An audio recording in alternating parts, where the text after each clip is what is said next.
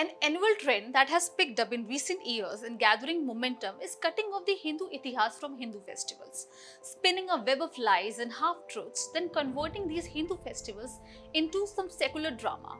One such casualty is the Onam festival, where the attempt portrays the festival as a war between Brahmin-led Aryans and Dalit-led Dravidians.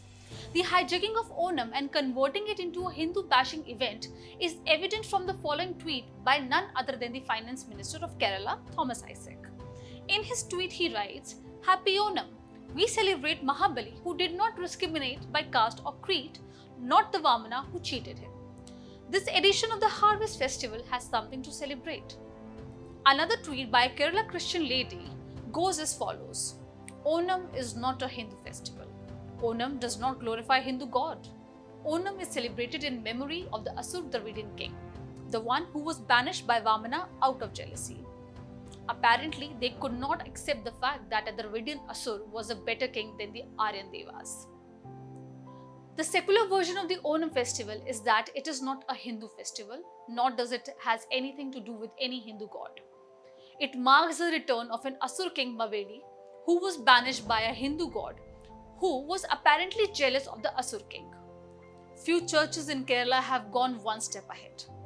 As part of their inculturation strategy, they digested the Onam festivals, stripped it out of its Hindu roots, and celebrated the same in churches.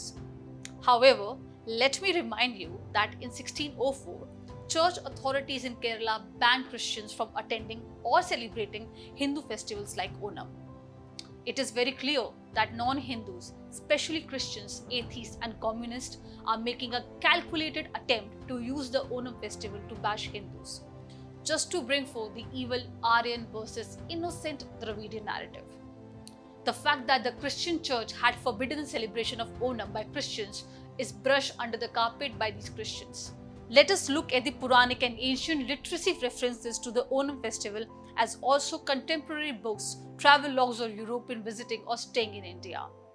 A study of these bashing caricatures are drawn and shared on social media platforms and used Hindu bashing articles published on various websites.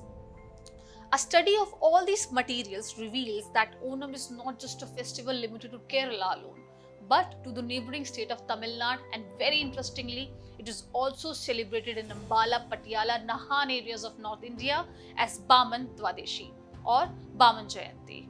Onam is a celebration of the birth and victory of Lord Vishnu as Vaman and the return of devotee king Mahabali to earth.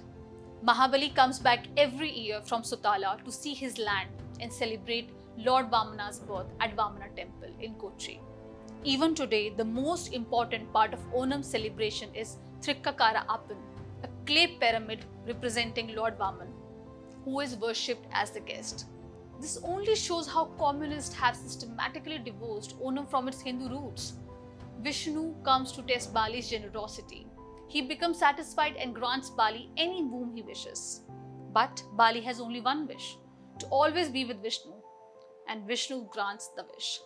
He leaves Vaikunta and repairs to Bali's new abode, Sutala, where there is no fear, hatred or disease.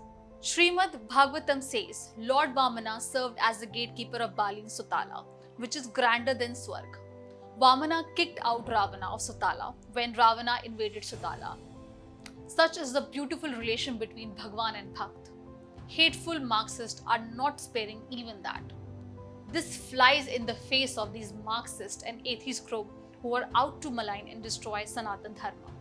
But all their attempts fall flat.